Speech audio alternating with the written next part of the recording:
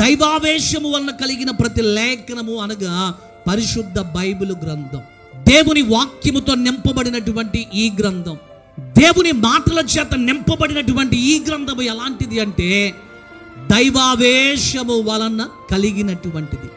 దైవావేశము అనేటువంటి మాట దగ్గర గ్రీక్ భాషలో ఒక పదాన్ని ఉపయోగించినది ఏంటంటే థియోనెస్టోస్ అని అంటూ.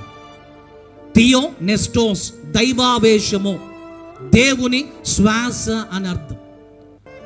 థియోనెస్టోస్ అంటే, థియోస్ అంటే గాడ్, దేవుడు అని అర్థం.